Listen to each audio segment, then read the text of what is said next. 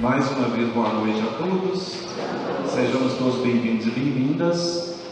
Nós estamos aqui hoje, em nome de nosso Senhor Jesus Cristo, pela intercessão de nossa Mãe, Senhora da Luz. E eu sempre gosto de lembrar em cada catequese, que as pessoas sempre perguntaram, às vezes, a diocese é consagrada à Imaculada Conceição. Então, por que falar de Nossa Senhora da Luz? Porque hoje, nos tempos de hoje, nunca se falou tanto de Jesus, mas sabe-se muito pouco sobre Ele.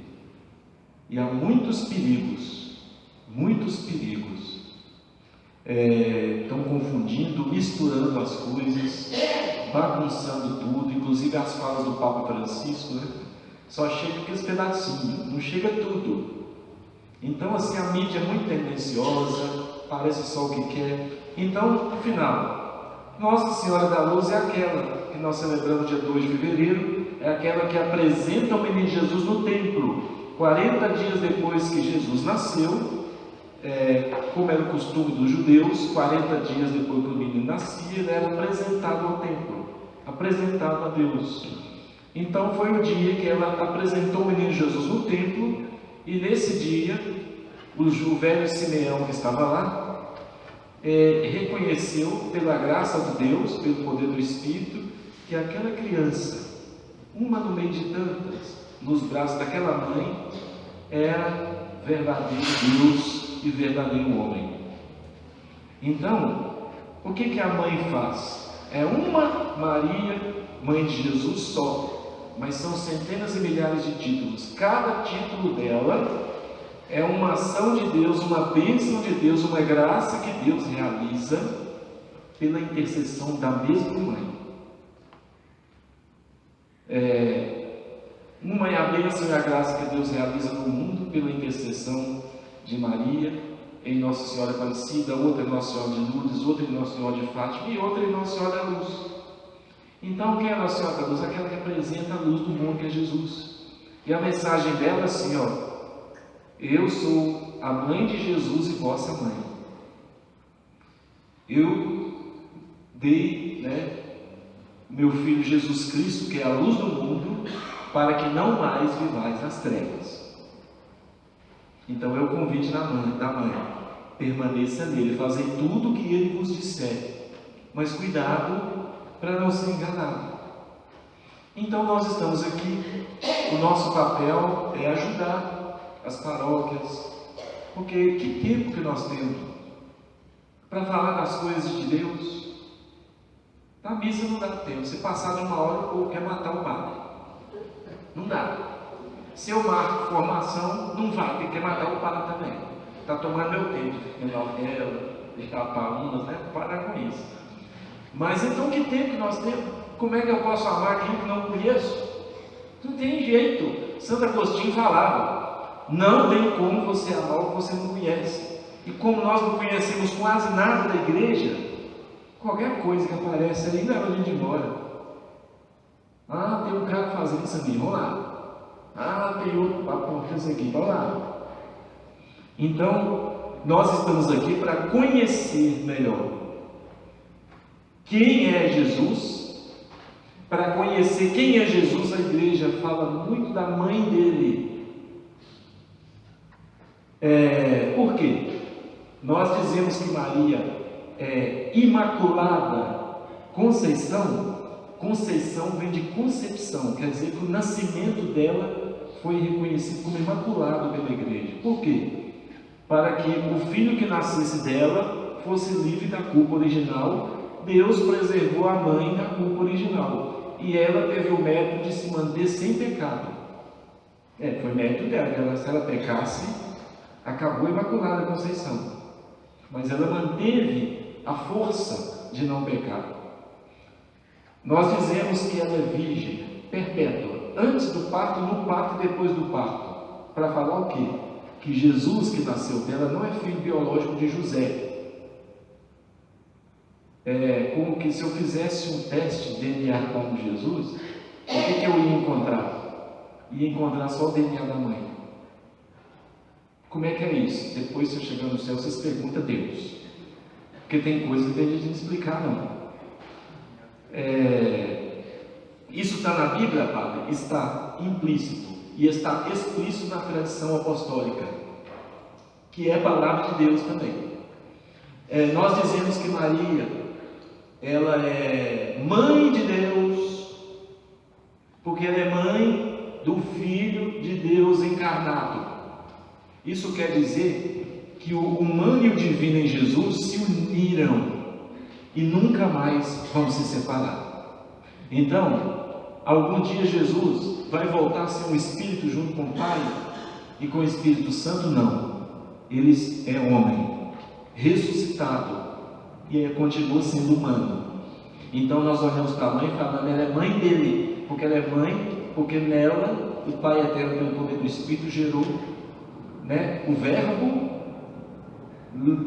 No ventre de Maria, o Verbo recebeu corpo, sangue e alma e se tornou humano. Então, ela é mãe dele mesmo. E como ele é Deus, ela é mãe de Deus. Não é mãe do Pai eterno, do Espírito perfetíssimo, Criador do céu e da terra. Diante de Deus, do Pai, do Filho e do Espírito Santo, Maria não é nada, é uma criatura. Mas ela é mãe do Filho encarnado. E finalmente nós dizemos que ela é assunta ao céu, como confia a tradição da igreja, que ela foi levada ao céu de corpo e alma. E dentre todos os santos da igreja, ela tem uma missão diferente. Ela está presente de corpo e alma. Tantos títulos, tantas aparições, porque naquele dia que Jesus estava lá na cruz, ele falou em João, Evangelho de João: mulher, eis aí teu filho. Aquele discípulo representava nós todos. Filho, eis aí tua mãe. E fala a palavra, daquele dia em diante o discípulo a tomou consigo e não se separou dela. Quando eles estavam no cenáculo morrendo de medo, Maria estava lá rezando com eles e veio o Espírito Santo. Ela que é chamada pela igreja como esposa do Espírito Santo, filha do Pai eterno e mãe de Deus Filho. Então por isso ela está aqui. E por isso essa missão é Nossa Senhora da Luz. Para quê? Nós vamos esquecendo quem é Jesus e quem é a igreja. O que nós vamos falar nesse mês de julho é sobre a Santa Missa. Então eu te convido essas 3 sextas-feiras, porque nas 3 sextas-feiras vai haver um momento muito especial. Nós vamos falar da Santa Missa. Antes de mais nada, eu queria perguntar uma coisa para vocês. Quantos são os sacramentos da igreja mesmo? Esqueci. Quais são eles? Agora eu peguei. Começa pela iniciação cristã: batismo, confirmação e Eucaristia. Agora vamos aos sacramentos da cura. Quais são? Missão dos enfermos e confissão. E os sacramentos do serviço a Deus. Ordem do matrimônio. Engraçado, né? Padre, mas onde é que você tirou isso? Catecismo da Igreja Católica, lá vocês vão ver um tanto de detalhe. Vamos falar aqui, tem coisa que tem que ler lá ao vivo. Ler, não só ler, não, rezar, porque é a palavra de Deus também, tá? Mas então, o que é um sacramento? É uma ação de Jesus através do seu corpo, que é a igreja. É Jesus agindo através da igreja, isso que é a igreja. Ele age pelo poder do Espírito Santo para a glória do Pai, através do seu corpo, que é a igreja. E ao longo da história, o próprio Espírito Santo ajudou os padres, os santos, a distinguirem 7 que tinham muito mais sacramentos, tinha mais de 600, sabe? Mas 7 sacramentos que são os sinais maiores de Deus. Dentre eles todos, a Eucaristia é diferente. Não sei se você já ouviu falar nisso. Os outros sacramentos, gente, existe uma presença real de Cristo? Existe.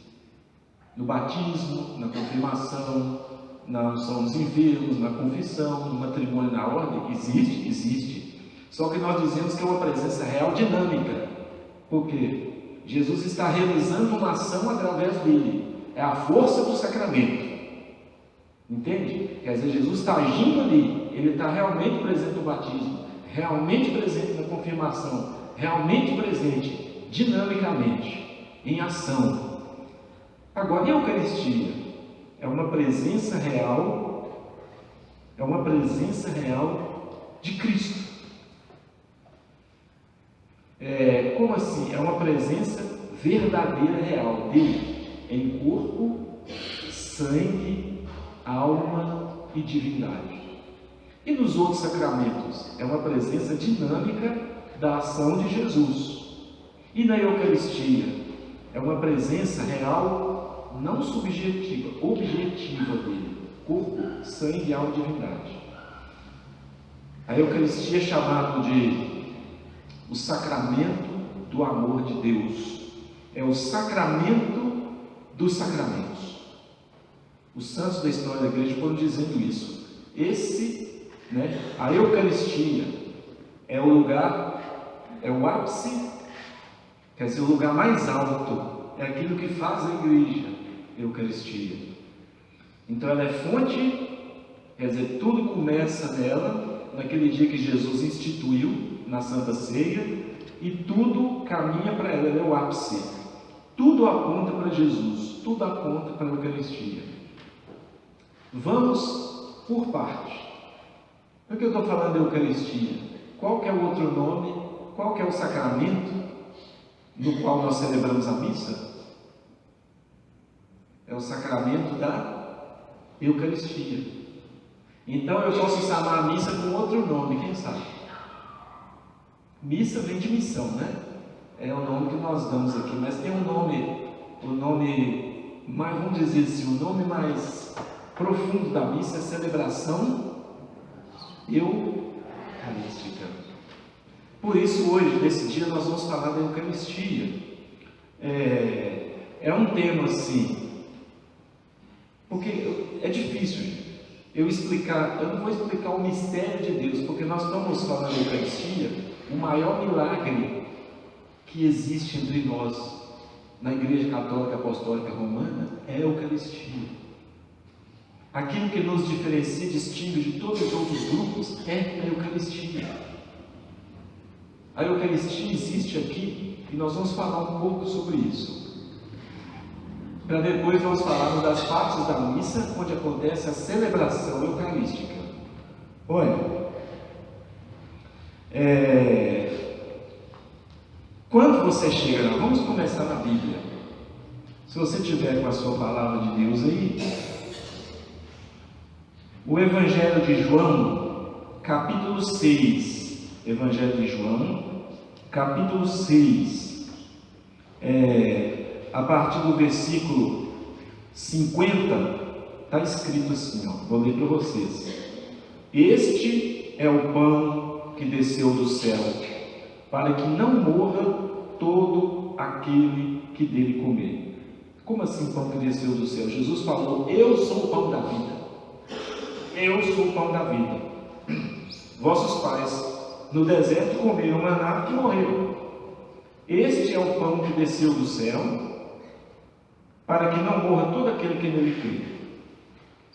Aí os judeus, diz a palavra, versículo 52, a essas palavras os judeus começaram a discutir, dizendo, como pode este homem dar-nos de comer a sua carne? Na verdade é só o judeu, não fala a verdade. Fala a verdade, quem já me perguntou isso e pergunta até hoje, né? Como é que pode ser carne e sangue? Olha o que Jesus respondeu, versículo 53, capítulo 6 de João. Então Jesus lhe disse, em verdade, vos digo, se não comerdes a carne do Filho do Homem, e não beberdes o seu sangue, não tereis a vida em vós mesmos. Quem come a minha carne e bebe o meu sangue, tem a vida eterna, e eu o ressuscitarei no último dia. Pois a minha carne é verdadeiramente uma comida, e o meu sangue verdadeiramente uma bebida. Quem come a minha carne e bebe o meu sangue, permanece em mim, e eu nele. Então, João, capítulo 6, está aqui um dos mais belos fundamentos do sacramento da Eucaristia. A minha carne é verdadeira comida e o meu sangue é verdadeira bebida. Agora vem comigo. São Leão Magno, ele viveu ali no ano 300 e alguma coisa, não vou lembrar. Mas ele dizia assim, cristãos, deveis tornar-vos aquilo que comerdes.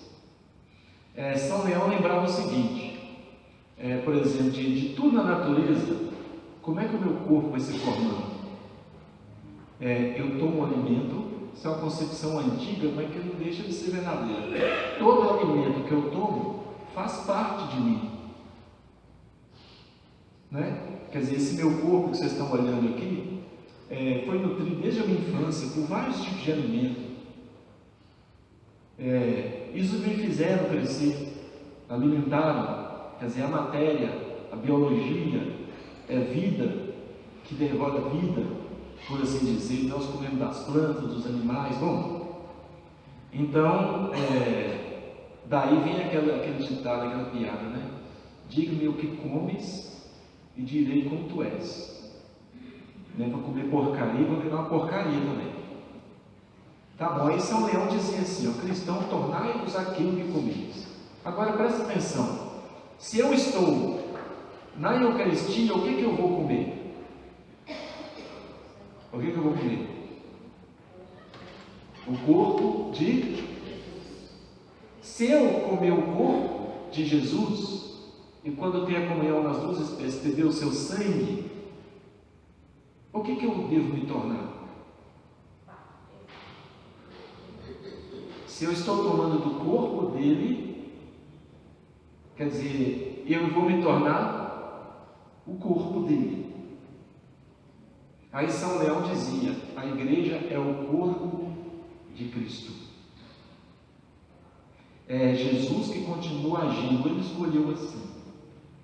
A igreja. Então, quando eu tomo a comunhão da Eucaristia, eu estou entrando em comunhão íntima com ele, por isso é disso. Se você não comer minha carne, não beber meu sangue, não terá vida, não terá comunhão comigo.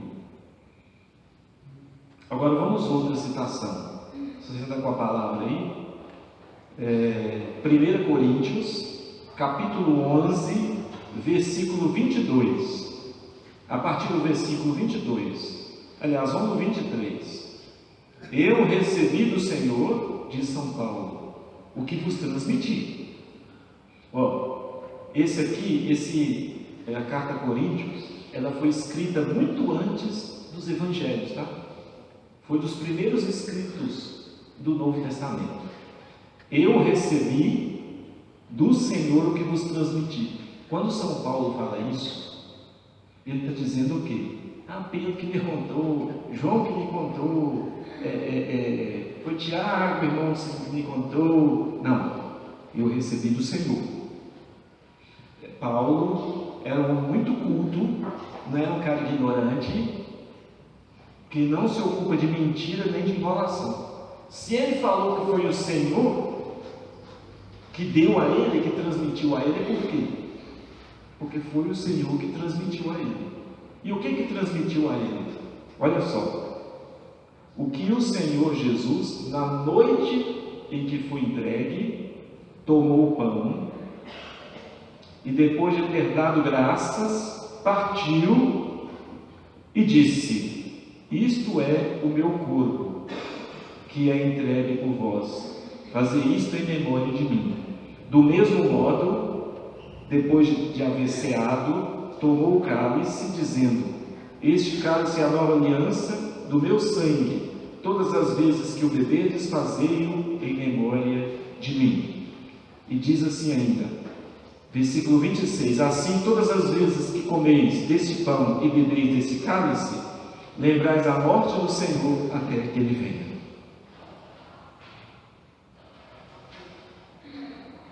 Isso aqui, a missa nasceu com essas palavras. Então, aonde está o fundamento católico da Santa Missa como nós celebramos? Na palavra. Mas, segundo o testemunho dos apóstolos, como que começou?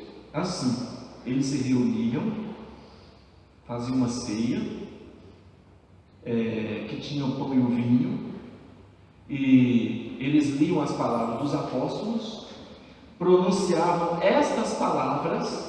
Ele tomou o pão, deu graças, o partiu e deu aos discípulos: isto é o meu corpo. Isto é, entende? Do grego, que é o escrito original, foi escrito em grego. Essa palavra está escrito lá, tudo estem, quer dizer, isto é o meu corpo, que será entregue por vós. Ali nasceu a Eucaristia. E São Paulo lembrou isso de quê? Dos próprios apóstolos narrando a última ceia: tomai todos e comerdes. Isto é o meu corpo. Bom, isso aqui são os fundamentos bíblicos. Tem dezenas de citações bíblicas. Hoje, antes de explicar a estrutura da missa, eu queria falar para vocês desse sacramento eucarístico. Olha, porque ao longo da história teve muita confusão, sabe? A palavra em si é simples. Veja bem o que eu vou dizer, a palavra é simples. Olha o que Jesus diz: todo aquele que come minha carne e bebe meu sangue permanece em mim e eu nele.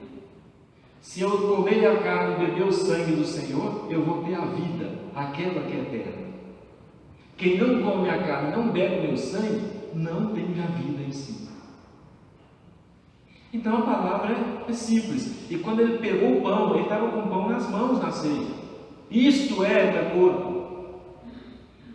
Simples. Bastaria a todos nós continuar a tradição, não com T minúsculo, a tradição dos costumes humanos. Aquilo que Jesus fez para dizer assim: ó, toda vez que comer desse pão e beber desse cálice, fazei isso em memória de mim, e eu permanecerei em vós. Quer dizer, aquele pão é verdadeira comida, porque é a carne do Senhor, e o sangue dele é verdadeira bebida, o pão e o vinho.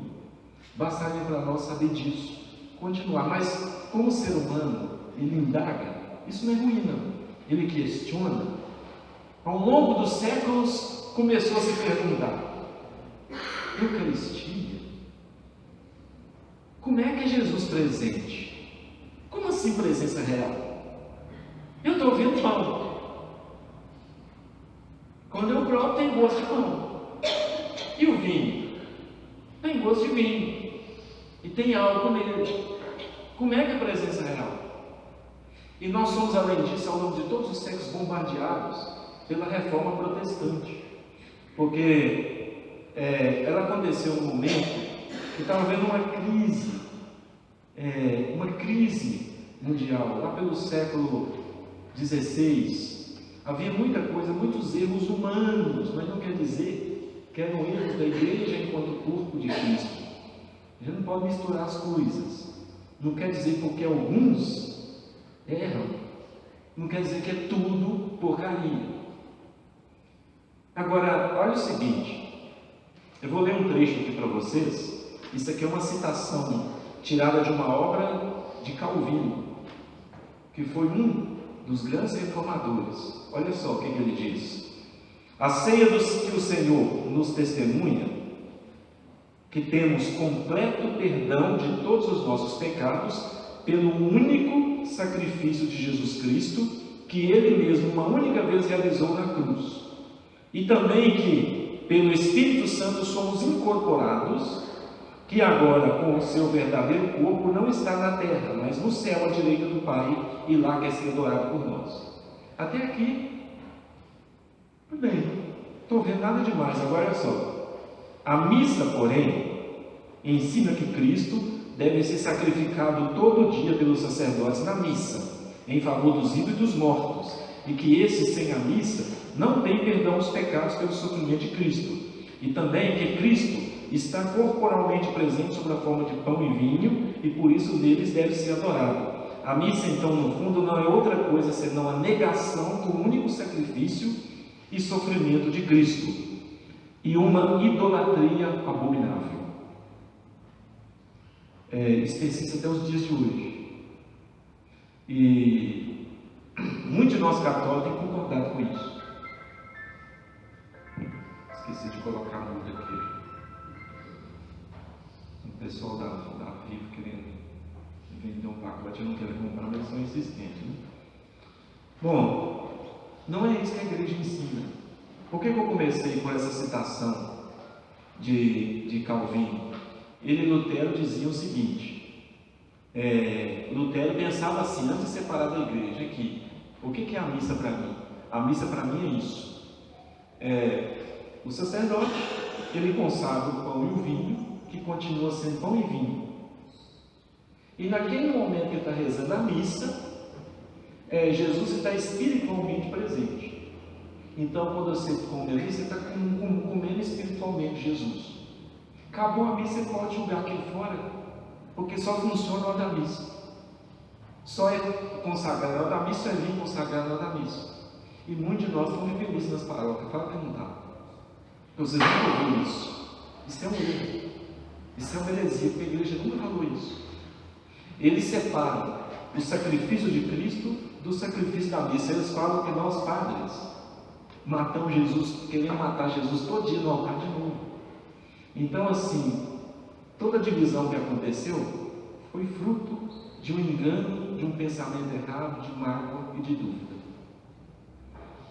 O que a igreja diz? O sacrifício de Jesus aconteceu uma única vez na história. Mas então, quando eu celebro aqui, ele acontece de novo, Padre? Não. É o mesmo que aconteceu uma vez só. Mas cada vez que eu celebro, eu sou feito participante daquele único sacrifício de Cristo. Então, desde essa época, a igreja já tinha isso. Só que precisou de concílio, de reunião, de briga, de confusão para colocar isso no papel. Porque a gente começa a teimar com a fé e questionar as coisas. Não é que é ruim, é assim que a gente vai aprendendo. Mas bastaria um gesto de fé. Mas aí a igreja teve que pronunciar. No pão e no vinho, Jesus está presente, realmente, objetivamente. Quer dizer, não é a força do sujeito que vai fazer ele presente lá. Aí acabou a missa, acabou a presença. Não. Enquanto o pão for pão e o vinho for vinho, se for consagrado, Jesus está presente nele, como corpo, sangue, alma e divindade. Realmente presente. É uma coisa só simbólica de faz de conta? Não. Isso chama memorial. Todas as vezes que comemos desse pão e bebemos desse cálice, vocês lembram? Pois é. Todas as vezes que comemos esse pão e bebemos desse cálice, anunciamos sobre a vossa morte, enquanto esperamos a vossa vinda. Não é lembrar no sentido de um pensamento, vou lembrar de uma pessoa querida, não. Memória aqui não é de lembrança, memória é de participação. Quer dizer que toda missa que eu celebro, eu participo do único evento salvífico de Cristo, da sua crucificação, morte e ressurreição, pela fé. Pela fé. Então a igreja diz: olha, o sacrifício eucarístico é perpetuamento do único sacrifício da cruz, é memorial da morte e ressurreição. Toda atividade salvadora de Jesus, quando eu participo da missa dignamente, recebo dignamente com fé o corpo do Senhor, eu estou participando da vida dele, de toda a ação salvadora. Então, Padre, os apóstolos tiveram uma oportunidade que nós nunca vamos ter. Eles estavam lá, eles viram, João estava lá debaixo da cruz, viu, tocou, apalpou. Eu nunca vou ter isso, pela força do sacramento. Qual que é a força do sacramento mesmo, Padre? É o Espírito Santo. Pelo poder do Espírito Santo, nós sacramentalmente somos feitos participantes daquele único evento. Guarda isso, daquele único evento. Agora, por que eu estou falando de sacrifício na cruz? Por que a missa é um perpetuado sacrifício? Quer dizer, ele traz aquele único sacrifício que aconteceu mais ou menos 2000 anos atrás, e eu sou feito participante dele. O que Jesus ofereceu ao Pai na cruz? Por que nós repetimos? O próprio Jesus quis fazer isto em memória de... Foi uma ordem. Fazer isto em memória de mim. Continue celebrando até aquele dia em que eu voltar. Então, na cruz, o que Jesus ofereceu? Primeiramente, um louvor ao Pai e ao Espírito Santo. Segundo, uma ação de graças, apesar de tudo, uma gratidão. Terceiro, pedido e expiação. De qual pecado? Os nossos. Expiação. Então, como que é aceitando a graça do agir, porque lembra que em Noé, com Abraão, com Moisés, Deus fez um pacto, uma aliança. Então Deus não esqueceu dessa aliança. Então, no momento que Jesus se encarnou, pela morte de Jesus, Deus atualiza, Ele realiza uma nova aliança. Quer dizer, agora eu vos resgato. Porque o preço do pecado, só o Filho, que é o próprio Deus encarnado, dando sua vida na cruz, pôde resgatar. Ninguém mais poderia. Isso porque ele é verdadeiro homem e verdadeiro Deus. E por causa de uma única razão, ele fez isso por amor. Por isso que o crucifixo está ali. E por isso que nós celebramos o sacrifício de Jesus na cruz, toda a missa. Então, deu para vocês entenderem que não é aquele fundamento calvinista luterano, não é o que nós fazemos com o padre. Não é o que a igreja faz desde o princípio. E ela herdou isso dos apóstolos. Nunca foi. Nós não estamos matando Jesus toda a missa, não. Mas ela é uma participação no único evento de Cristo. Deu para entender isso? Guarda isso, porque vocês vão ouvir muita porcaria de seitas, de grupos, mas isso que eu estou falando para vocês é uma tentativa de passar numa linguagem um pouco mais simples aquilo que é a verdade. Mas só que as palavras humanas não dão conta de expressar tudo. Então, a linguagem fala sempre uma parte, porque é a fé. Agora, eu precisaria entender isso? Não, bastaria você acreditar. Mas como nós somos, eu gosto de dizer que Deus é simples, Nós é que somos complicados, que dá até custo, Então, preciso dessa ladainha toda para falar, e ele está lá. Resumindo popular, Padre, o Cristo está no pão e no vinho? Está. Corpo, sangue da divindade? Está. Então, para mim, dá bom.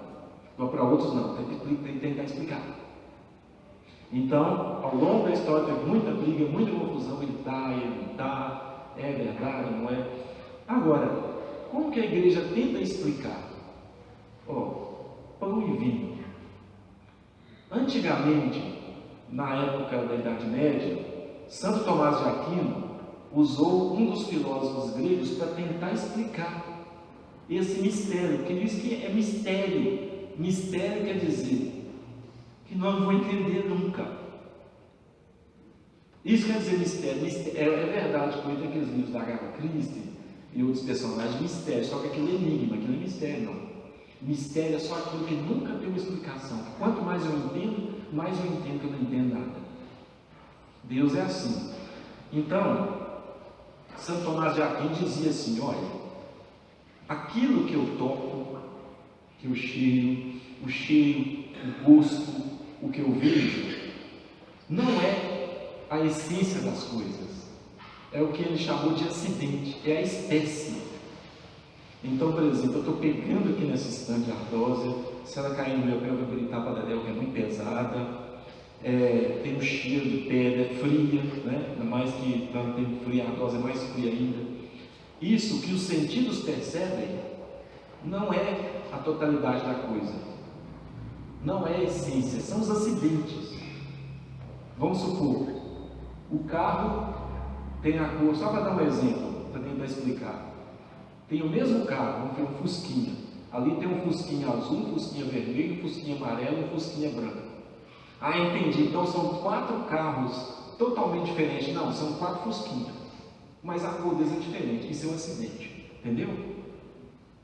É alguma coisa que eu percebo, mas não é a totalidade.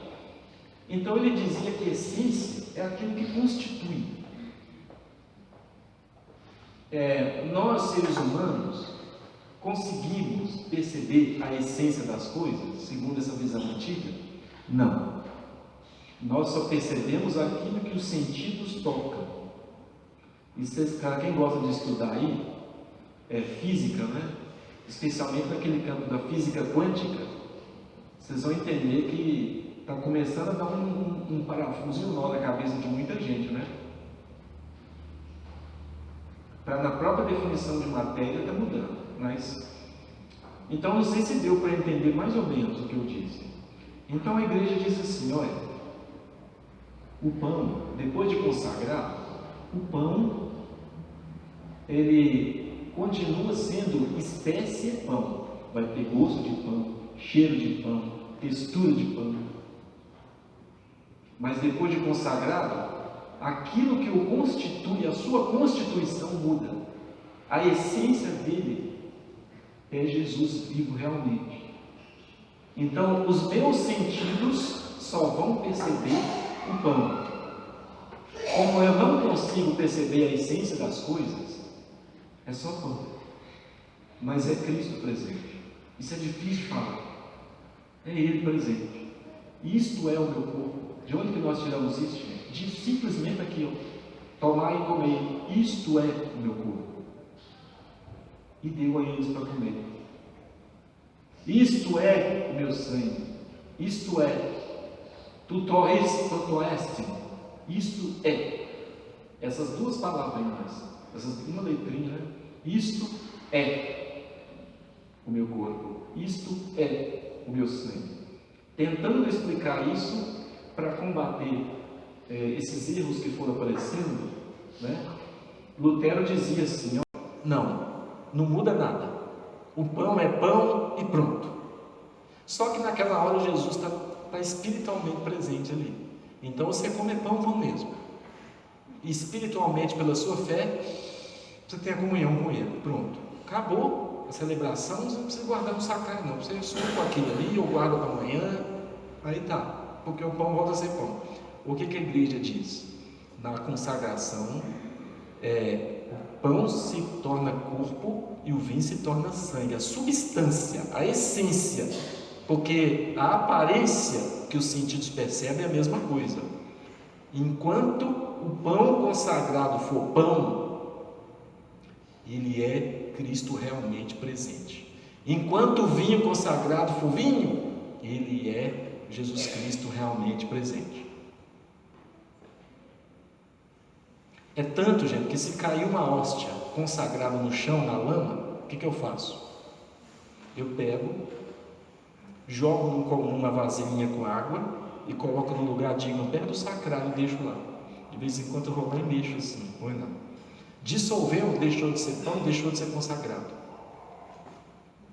O que faz, Padre, com que o pão se torne corpo? Deus. Então, Padre, se eu entendi bem, quando eu comer a hóstia, beber o vinho, eu estou comendo do corpo natural, biológico e glorioso de Jesus? Não. Não, mas eu pensei que era presença real. É porque nós não sabemos o que é realidade. Nós achamos que realidade é só isso, ó. Tá com a tijolada no seu pé, saber o que é realidade. Não, isso é só uma parte da realidade. Os nossos sentidos só percebem isso, mas quem diz que existe só isso? Aí a igreja criou um termo, transubstanciação. E até hoje é o melhor termo, quer dizer, o que transforma é a essência, aquilo com que a coisa é constituída, e não aquilo que os sentidos percebem, que é provisório, passageiro e depende. Tem gente que olha para o semáforo vermelho e vê luz verde, né? Daltonismo, né?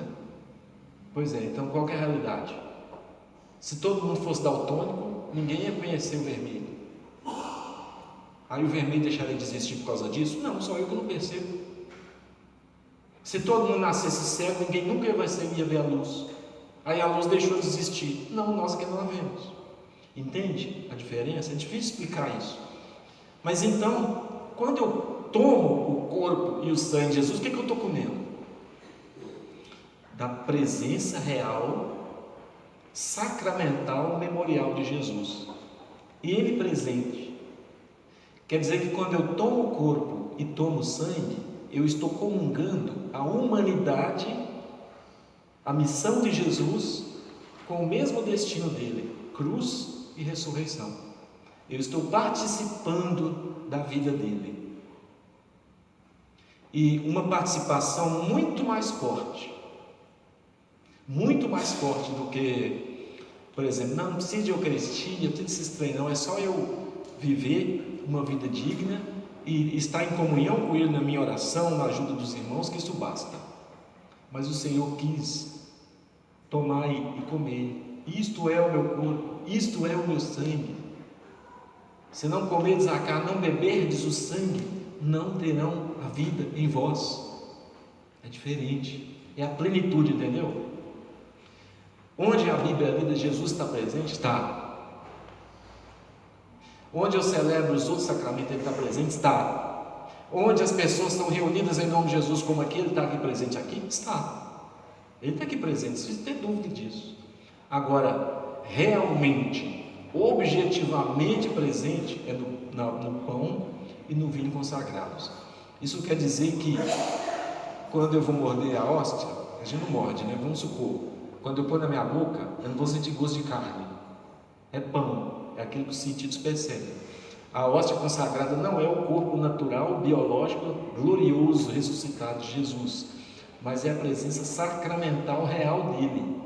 Isso quer dizer que quando eu estou com ele aqui, eu comungo, eu estou tocando Jesus fisicamente e ele está fisicamente me tocando. É isso que a igreja está dizendo. E essa presença física real permanece enquanto for pão. Deixou de ser pão, deixou de estar consagrado. Dissolveu o vinho, deixou de estar consagrado. Então, porque existe a matéria. Qual que é a única matéria que é válida para celebrar a missa? Pão sem fermento e vinho. Vinho com fermentação natural, sem nenhum aditivo, conservante, etc. Não. Vinho fermenta lá naturalmente, fermentou, pronto. Gera lá todo o processo. Não vou misturar nada nele. O vinho da missa, aliás, é mais forte do que o outro por causa disso, né? É 16, 17% de álcool. Recentemente, os bispos receberam uma carta da Congregação para a Doutrina da Fé pedindo aos bispos assim, cuidado, não é qualquer pão e qualquer vinho que serve para ser consagrado, não. Mantenha a integridade da igreja. E por que a doutrina da congregação fez isso? Por ordem do Papa Francisco. Porque não quer dizer que eu vou comprar aquele pão árabe que a gente recheia até ficou gostoso, viu? Mas eu não vou usar, não. Ou um pão com fermento, rachar no meio, não. É pão sem fermento. Para quem não sabe como é que a hóstia é feita, é trigo, mais ou menos assim, é como se fosse 1 quilo de farinha de trigo com mais ou menos 1 litro d'água. Vira aquela pasta, põe na máquina e prensa, pronto. Só isso. E o vinho, fermentação natural. Eu posso consagrar com vinho chapinha? Não. Grand Marnier? Não. Pérgola? Também não. Não vale, não, mas é vinho. Mas está mexido, adulterado, revirado, cheio de aditivo, cheio de conservante. Tem que ser o quê? Vinho proveniente de vinho natural. E eu posso confiar, aí a carta diz assim, bispos pesquisem, pesquisa, se aquela empresa que produz o vinho canônico, se ele é canônico mesmo, às vezes estão passando perto de vocês. Às vezes estão simplesmente enganando. E se a matéria for adulterada, e um padre que resolve consagrar, pão de padaria, esse pão francês, com um ataque de chapinha ou de sangue de boi. O que acontece? Não é Eucaristia. Não é Eucaristia. Por que diz que o padre tem autoridade para mudar aquilo? O que ligares na terra será ligado no céu. E o que é ligado na terra e ligado no céu não é pelo padre sozinho, não. É pelo Papa em união com todos os bispos, com todos os cardeais, com todo o povo de Deus, com todos os padres que decidem. Agora nós estamos vendo que daqui para frente vai ser pipoca com café. E se é o Espírito Santo que fala, todo mundo vai saber. Aí sim. Isso nunca aconteceu na história da igreja até hoje. Então, aonde tiver, vocês fazem igual o botijão de gás, vaza. Ali tem uma paróquia nova, ali é mais pé no chão. Essa palavra, de vez em quando, dá um calafrio, lá no dedão do pé, até o alto da cabeça, sabe? Eles estão usando a desculpa do pé no chão da realidade para fazer um monte de heresia, porque não conhece. Mas cuidado. Então, até aqui deu para compreender, quer dizer, deu para assimilar um pouco as coisas, que toda vez que eu participo da missa, eu participo do único sacrifício de Cristo que aconteceu naquela época. Quer dizer que é uma atualização. A igreja perpetua o sacrifício de Cristo. Por quê? Só vai terminar no dia, na segunda vinda dele, quando ele vier e quando ele concluir todas as coisas. Aí acabou. Aí não vai precisar mais, porque a igreja vai estar plenamente unida ao seu esposo. Até lá, a igreja continua aquilo que ele mandou: fazer isto em memória de mim, né? Todas as vezes que comes desse pão, bebes desse cálice, se recorda a paixão de Cristo e se fica esperando a sua volta. Bom, a igreja, nesse sentido, então, é o convite à comunhão com Cristo. E aqueles que comungam do corpo e do sangue de Jesus, eles entram numa unidade entre si. Eles se tornam um corpo de Cristo. E Cristo é chamado de cabeça da igreja. Então, é preciso haver uma unidade entre nós e Cristo. Ele age através de nós, até que Cristo, que Jesus, complete a sua obra na segunda vinda. Agora, o que eu sou um fiel? Nós somos, né? O que eu preciso para comungar? Primeiro, você precisa admitir na fé a presença de Cristo nos sinais sacramentais. O que é isso? Admitir na fé. Admitir na fé é assim: se está escrito na palavra, isto é o meu corpo, fazer isto em memória de mim, eu creio. Você está entendendo todos os detalhes? Não. Você está compreendendo todas as coisas? Não. Mas e aí? Mas eu creio isso mesmo. Porque está muito além da minha razão entender isso.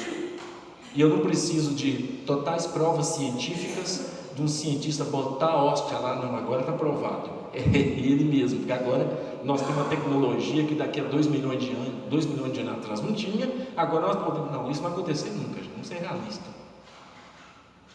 É a questão de fé, convicções acerca de realidades que não se veem. Então eu admito, eu creio. Não quer dizer que eu entendo, que eu sinto, porque os nossos sentidos físicos não dão conta. Só quando Deus quer dar um sinal. Por exemplo, o milagre lanciano. Deus quis dar um sinal.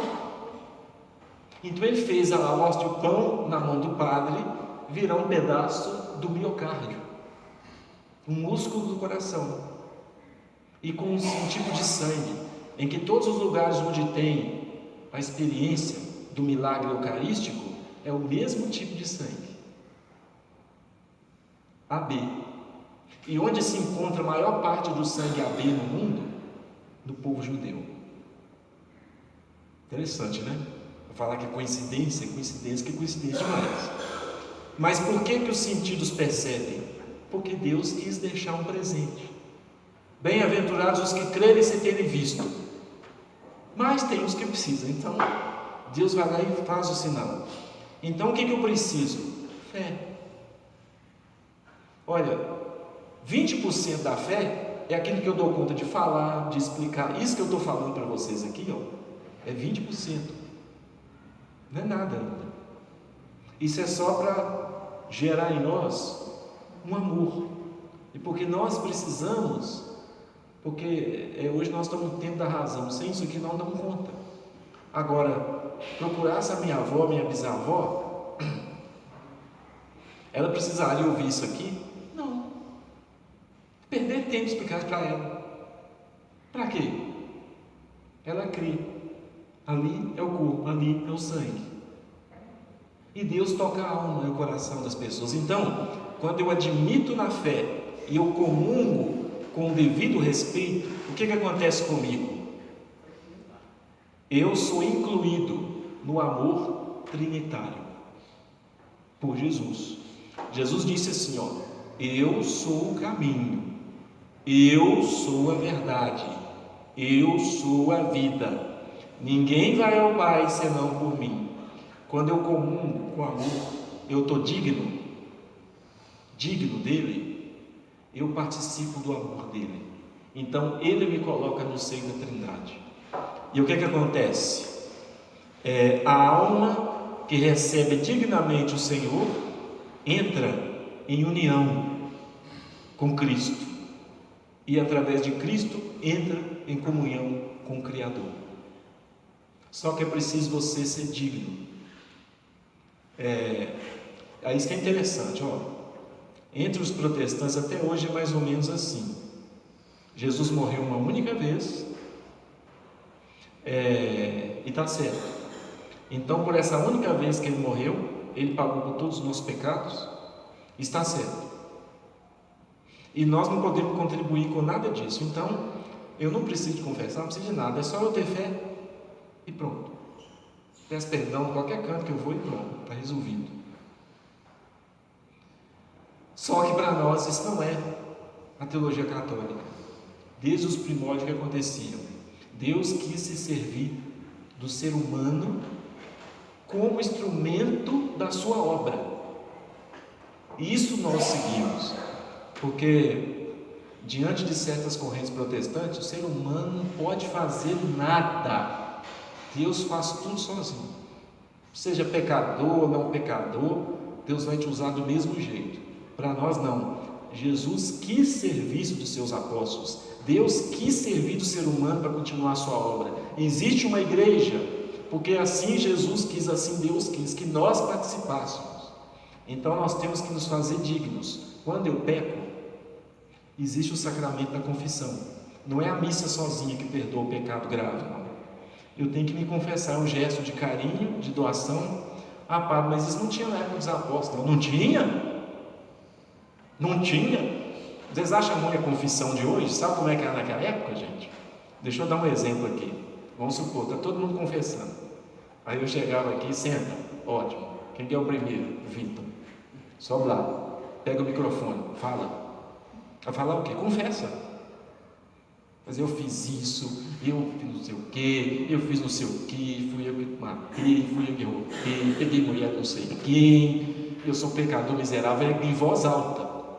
Aí eu era o padre, tá lá, nossa velho, você fez coisa mais absurda, né? Você vai ficar 2 meses vestido de saco, fora da cidade, gritando, eu sou pecador miserável, rolando a cinza todo dia. Depois de 2 meses você volta, se não voltar não, está fora da comunidade, casca fora agora. Era assim. Com o tempo, mudou-se o modelo, né? Pensou se fosse esse modelo hoje? Bom, se vocês quiserem, a gente pode pensar no caso. Pode começar aqui mesmo agora. Aí fala assim, se esconder um pecadinho só da multidão, não está perdoado não, vai excomungado ainda. Mas então já tinha assim. E o que acontece no sacramento? É in persona Christi. E aqui tem uma coisa, gente, que é importante falar na missa. Lutero e Calvino acusavam assim, petulância da Igreja Católica e dos padres falar que eles fazem alguma coisa, que eles matam Cristo no altar, que eles podem perdoar pecado. Não perdoamos mesmo, não. E não sou eu que faço Jesus aparecer lá, não, pelo amor de Deus, né? Quando eu estou ali, eu estou em pessoa Cristo, não é pelos meus méritos. Os meus pecados é eu e Deus. Mas, mesmo se eu estiver numa situação de pecado, a missa que eu celebro vale, a confissão que eu executo vale, porque é o Espírito Santo, é Jesus pelo Espírito Santo que opera através de mim. É muito bom que os padres estejam sempre puros, nem confessam uns com os outros. O bispo confessa com a gente, o Papa confessa com o padre, com o bispo, nem confessam uns com os outros. E ai de nós se não fizer isso, que é tudo um pecador miserável. Mas sou um pecador miserável, mas Deus usa de nós, por isso nós fazemos o caminho. Então, vamos dizer de tudo que eu disse aqui, olha, o que é a celebração da missa? É a celebração da memória dos atos salvíficos de Cristo e ao mesmo tempo participação nesse acontecimento salvífico do Espírito. Deu para entender essa frase? A missa é celebração da memória com participação dos atos salvíficos de Cristo, e ao mesmo tempo é a participação de vocês pelo Espírito Santo, que é Deus, nesse mesmo ato salvífico. Isso quer dizer que quando eu estou na missa, eu estou andando com Jesus pela Galileia, pela Judéia. Quando eu estou na missa, eu estou com Ele na ceia, na cura da hemorroíça, no perdão da adúltera que ia ser apedrejada. Quando eu estou na missa, eu estou ao pé do Calvário, junto com Maria e João. Quando eu estou na missa, eu estou ajudando a carregar o corpo do Senhor para dentro do sepulcro, para ser selado com a pedra, na mesma tristeza. Aliás, isso é uma razão porque a gente não bate palma na hora da missa e tem que seguir os critérios. Quando eu estou na missa, eu também participo da alegria da ressurreição dele.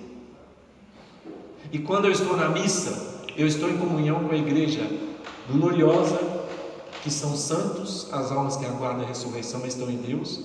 Eu estou em comunhão com a igreja padecente, que são as almas do purgatório, que já ganharam a salvação, mas estão se preparando para o seu encontro com Deus, purificando, e com a igreja peregrina, que somos nós.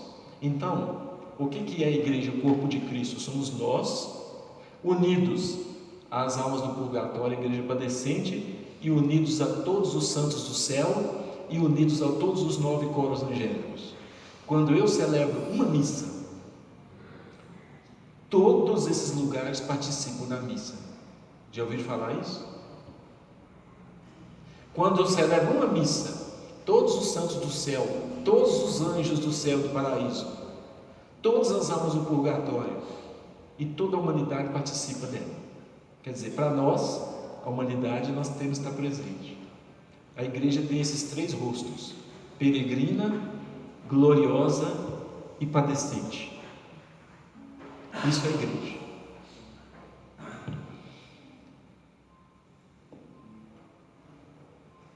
Então, vale a pena lembrar, é uma presença real, pela força do sacramento. Pela força do sacramento acontece o mesmo sacrifício. O corpo e o sangue são separados. O que aconteceu na cruz, o corpo e o sangue foram separados. E no altar, o pão e o vinho, o corpo e o sangue do cálice. Mas é uma presença real, sacramental. Lembra do que eu falei com vocês? Do daltônico? Se todos fossem daltônicos, não se veria o vermelho. Se todos fossem cegos, não se veria a luz. Se ninguém tivesse olfato, não teria cheiro no mundo, mas o cheiro continuaria aí, a luz continuaria aí. A mesma coisa.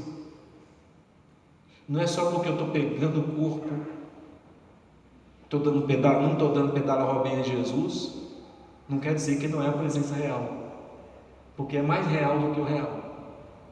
É sacramental, memorial, pela força do Espírito Santo. Quem pode fazer isso? Só Deus. Tem como nós explicarmos? Não. Eu estou tentando fazer um caminho para que vocês creiam. porque é o Espírito Santo que vai falar na sua alma aí.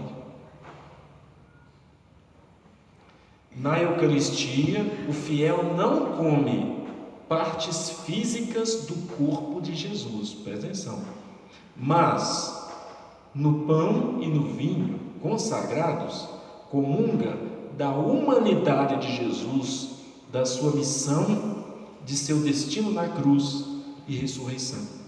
Nós não fazemos um ato de canibalismo, como os antigos judeus acusavam. Como é que vocês vão comer corpo e sangue desse homem? Mas, só porque eu não estou comendo a carne física gloriosa dele, não quer dizer que a presença não seja real. Então, vamos dizer em poucas palavras, deste mundo, qual o lugar onde Jesus está mais presente na Eucaristia? Para resumir tudo, qual o lugar onde o Senhor está mais presente, física, real, na Eucaristia? Quem falou isso? A igreja. Com que autoridade? A de Jesus, pelo poder do Espírito Santo e para a glória do Pai. Isso está em que lugar da Bíblia? Está ali, quando ele diz: isto é o meu corpo, isto é o meu sangue, fazer isso em memória de mim. Com que autoridade a igreja repete? Pedro, te dou as chaves do reino dos céus, o que ligares na terra será ligado no céu, o que desligares na terra será desligado no céu. Vou fundar minha igreja sobre essa pedra, e nas portas do inferno nunca vão prevalecer contra ela. E quando eu tenho fé, que é uma confiança, é uma entrega, e quando eu estou digno, eu participo da vida divina. Então, hoje eu quis falar sobre isso da Eucaristia. É muito comum, é um assunto complexo, difícil, está no catecismo. Procura lá, leia, estude, vale a pena. O que tem isso? Quando eu chego vou celebrar na cidade do interior, tipo assim, por exemplo, algumas comunidades rurais, né? Santana de Pirapama tem muitas, Cordesburgo tem muitas também. Quando eu chego lá, é interessante, né? Eu como padre, recém-ordenado, chegava lá, tinha gente, às vezes a gente mora ao lado da igreja e não vai na missa. É triste, mas tem. Vou chegar da janela e vou escutar, que é a mesma coisa. A mesma coisa, vou para estar vindo, não vai não. Aí eu vou ver na televisão, a mesma coisa. Não, a televisão não vai poder te dar ele em comunhão física. Existe a comunhão espiritual? Existe, para as pessoas que têm algum impedimento de se comungar, não tem como ter a missa aquele dia. Então, pelo menos por rádio e televisão tem, vale a pena. Estou a 200 km da civilização, quebrou o carro, não dá para mim ir hoje, o que eu faço? Tem televisão, então pelo menos depois eu confesso o pecado, que eu não ir na missa os domingos é pecado grave, tá? Mas eu ficava lá na roça assim e perguntava, vinha umas doninhas carregando uns meninos desse tamanho lá, subindo morro com cascalho. Onde é que a senhora mora? A senhora tem a carona? Queria para ir embora. Aí eu entrava no carro, botava a dona, às vezes muito resistente, né? Eu entrava no carro e ia levando. Andava 20 minutos de carro, andava 30 minutos de carro, andava 40 minutos de chegar na casa da dona. Eu falei, a senhora veio daqui, foi. Ainda fala sorrindo, foi. E a missa era o quê? 9 horas, 8 horas. Então que hora que a dona levantava? Não, já levantei, já tirei leite, já traí das galinhas, já deixei o almoço quase pronto, só falta fazer o frango, e não sei o que mais lá, agora é só voltar aqui terminar. Anda 10 quilômetros e mais para ir numa missa. Então assim, eu precisava dar muita explicação só quando eles perguntavam. Nos primeiros séculos do cristianismo era tão fresco daquilo, era tão próximo, que quando um apóstolo falava, São Paulo, foi o Senhor que me disse, tomai isto, tomai e comei, isto é o meu corpo, tomai e comei, isto é o meu sangue, fazer isso em memória de mim. Pronto, basta. Agora, hoje nós estamos voltando num tempo que Nossa Senhora tem que apresentar de novo. Por quê? Padre Hilton, com a missão, na minha missão, vai lá, fala para os meus filhos, por quê? Eles estão correndo muito perigo. Estão ensinando para eles coisa errada. Isso é a mãe malandra. E sabe que mãe é mãe. E ela é nossa mãe, como igreja. Mãe é mãe. Quando os filhos começam a aprontar, ela vem. E olha que nunca teve tão próximo, nunca se falou tanto de Maria. Por quê? E às vezes ela fala nas aparições dela, eu deixo a bem-aventurança do céu para ajudar meus filhos aqui. Porque no céu ela é ressuscitada junto com Jesus. Se todos os filhos estivessem bem na glória do Senhor, ela podia estar lá na bem-aventurança mesmo rezando por nós. Mas tantos títulos, tantas aparições, é porque ela diz assim, fala para as pessoas ficarem firmes. Não se afasta de Jesus. Cuidado com aquilo que vai ser dito. Cuidado com o que está chegando aos seus ouvidos. Estude a Bíblia, reze a Bíblia, leia o catecismo, procura saber. Cuidado com aqueles que falam, não há pecado, não há inferno. Cuidado que eles estão confundindo as palavras do meu servo, do meu filho Francisco, o Papa.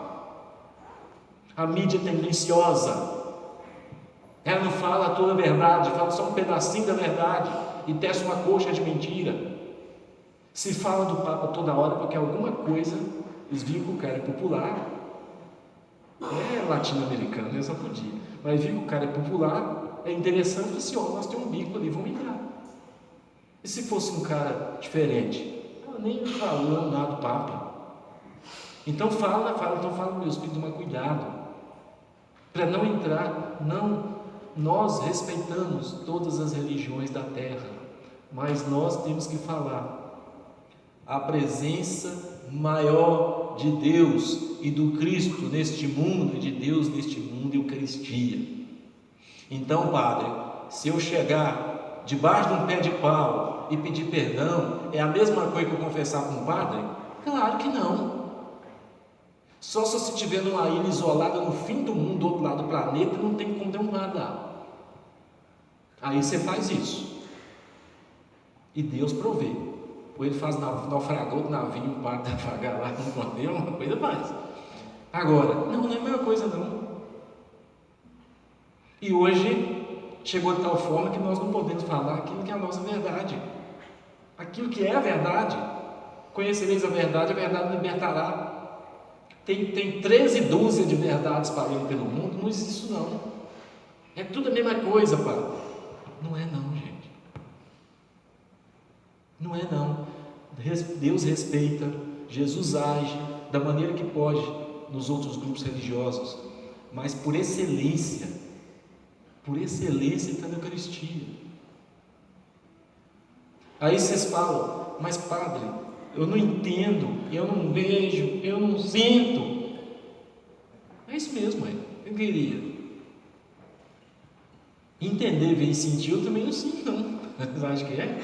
De vez em quando Deus me dá um toque, assim, já que você é responsável por muitos, não por os merece, porque você não merece isso não, mas alguma coisa eu vou te mostrar para você falar para eles. E na missa que eu celebro, eu não tenho como negar. Não tem como negar, ele está lá mesmo.